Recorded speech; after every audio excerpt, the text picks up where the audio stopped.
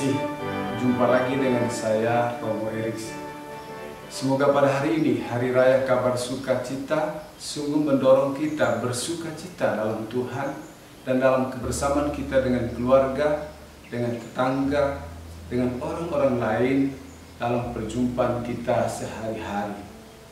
Persaudari, sebelum kita melihat apa isi renungan kita hari ini, baik kita bacakan dulu Injil hari ini. Bacaan kita diambil dari Lukas bab 1 ayat 26 sampai 38. Tuhan bersamamu dan bersama rohmu. Inilah Injil suci menurut Lukas. Dimuliakanlah Tuhan.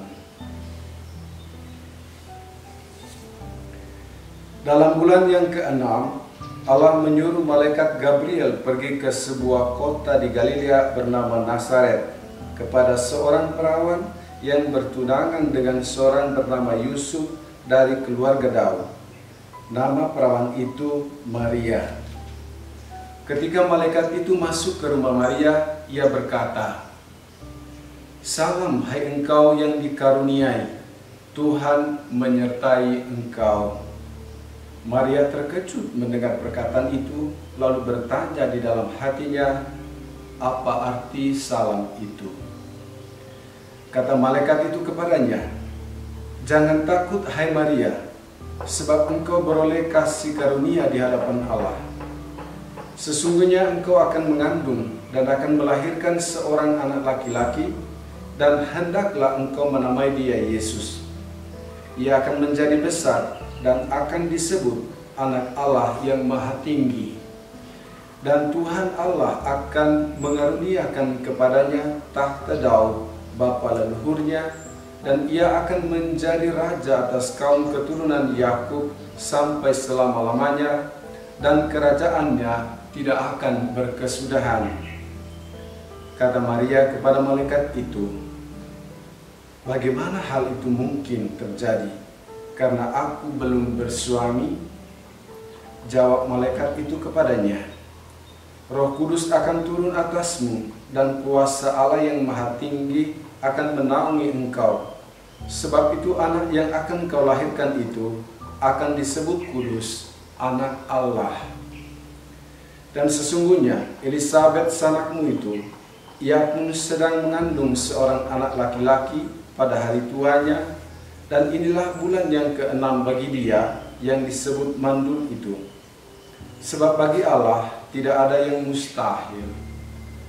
Kata Maria, "Sesungguhnya aku ini adalah hamba Tuhan. Jadilah padaku menurut perkataanmu itu." Lalu malaikat itu meninggalkan dia. Demikianlah sabda Tuhan. Terpujilah Kristus. Para saudari dan saudara yang terkasih, jumpa lagi dengan saya, Romo Eriks. Semoga Hari Raya Kabar Sukacita ini sungguh menolong kita bersukacita dalam Tuhan dan dalam kebersamaan kita dengan keluarga, dengan tetangga, dengan semua orang yang kita jumpai hari ini. Hari ini kita pantas bersukacita karena sejak zaman purbakala Allah telah merancang bagaimana Dia dalam belas kasih-Nya hendak menyelamatkan manusia ciptaannya. Bacaan pertama hari ini dimulai dengan kalimat ini. Tuhan melanjutkan firman-Nya kepada Ahaz, katanya, "Mintalah suatu pertanda dari Tuhan Allahmu, biarlah itu sesuatu dari dunia orang mati yang paling bawah, atau sesuatu dari tempat tertinggi yang di atas." Firman ini disampaikan kepada Ahaz. Ahaz artinya ia telah merebut. Ahaz adalah Raja Yehuda menggantikan ayahnya Yotam tahun 735 sebelum Masehi, yang sedang berada dalam tekanan suku-suku Aram, sekarang Suriah dan Israel.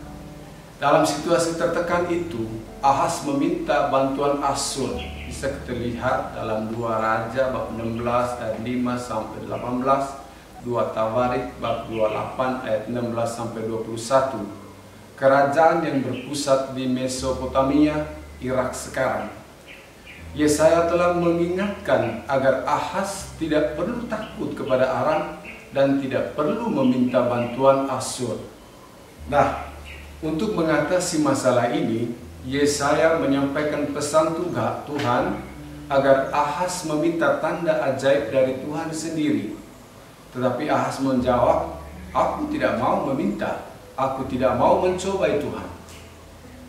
Sekalipun Ahaz menolak, Yesaya mengatakan bahwa Allah tetap memberi tanda kepada seluruh keturunan Daud. Tuhan sendirilah yang akan memberikan kepadamu suatu pertanda. Sesungguhnya seorang perempuan muda akan mengandung dan akan melahirkan seorang anak laki-laki, dan ia akan menamakan dia Immanuel.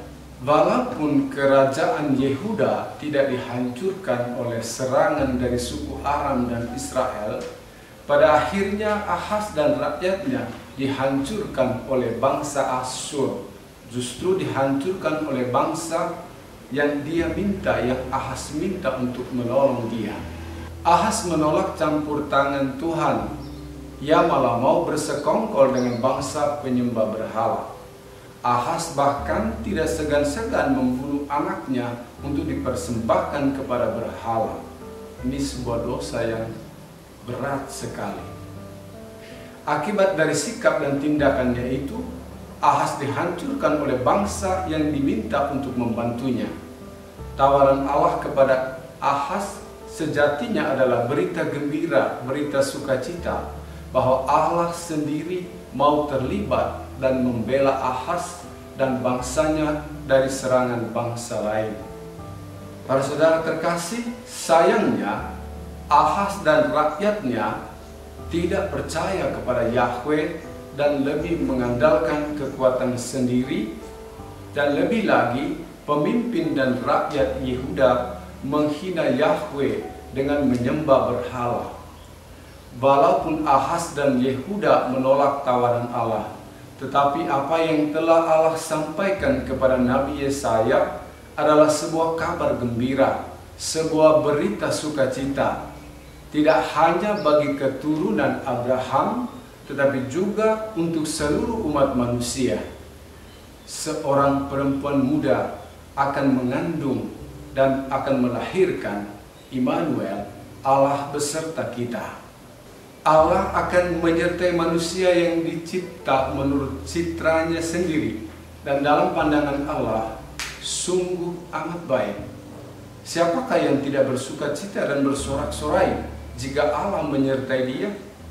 Siapakah dari antara kita tidak bersyukur dan tersenyum jika Allah sendiri mau memikul beban berat kita? Siapakah dari antara kita yang tidak merasa lega jika dibebaskan dari segala dosa dan kelemahan yang membelenggu?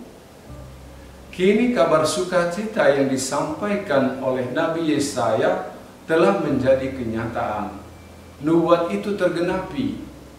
Seorang malaikat mendatangi seorang perempuan muda yang bernama Maria. Nah, kepada Maria, malaikat itu berkata, "Salam hai engkau yang dikaruniai, Tuhan menyertai engkau." Maria tentu saja terkejut mendengar perkataan malaikat itu dan menanyakan artinya. Malaikat lalu menenangkan Maria dan berkata, "Jangan takut hai Maria, sebab engkau beroleh kasih karunia di hadapan Allah." Malaikat tidak hanya berhenti di situ. Ia melanjutkan, "Sesungguhnya engkau akan mengandung dan akan melahirkan seorang anak laki-laki, dan hendaklah engkau menamai dia Yesus. Ia akan menjadi besar dan akan disebut Anak Allah yang Maha Tinggi. Dan Tuhan Allah akan mengaruniakan kepadanya tahta Daud bapa leluhurnya, dan ia akan menjadi raja atas kaum keturunan Yakub sampai selama-lamanya, dan kerajaannya tidak akan berkesudahan." Kali ini Maria lebih terkejut lagi. Bagaimana hal itu mungkin terjadi karena aku tidak bersuami? Malaikat menjawab, "Roh Kudus akan turun atasmu, dan kuasa Allah yang Maha Tinggi akan menaungi engkau. Sebab itu anak yang akan kau lahirkan itu akan disebut kudus, anak Allah. Bagi Allah tidak ada yang mustahil. Akhirnya Maria menyerahkan seluruh peristiwa itu kepada kehendak Allah sendiri. Sesungguhnya aku ini adalah hamba Tuhan, jadilah padaku menurut perkataanmu itu. Itulah jawaban Maria. Maka kegembiraan, sukacita yang digambarkan dalam perjanjian lama kini menjadi sukacita untuk seluruh bangsa dan menjadi kenyataan. Sukacita yang disampaikan oleh Allah melalui Maria menegaskan keberpihakan Tuhan kepada umat ciptaannya. Dia menghendaki agar semua kita memperoleh keselamatan dan memperolehnya dalam kelimpahan. Manusia, Anda dan saya, serta siapapun dari antara kita patut belajar dari Ahaz. Menolak tawanan Allah akan berakibat buruk. Bersama Ahaz kita akan dihancurkan. Kita tidak dilindungi oleh Tuhan. Sebaliknya, bersama Maria yang menyerahkan seluruh hidupnya kepada kehendak Allah akan mendatangkan keselamatan, tidak hanya bagi dirinya, tetapi juga bagi semua orang. Kita bersukacita karena Yahweh Tuhan semesta alam berpihak pada kita, hendak menyelamatkan kita, mau ikut serta dalam seluruh perjuangan kita, dan akan membawa kita kepada kemuliaan kekal. Dia tidak menginginkan kita binasa, tetapi sebaliknya Dia mau kita semua menikmati hidup penuh sukacita di dalam Dia.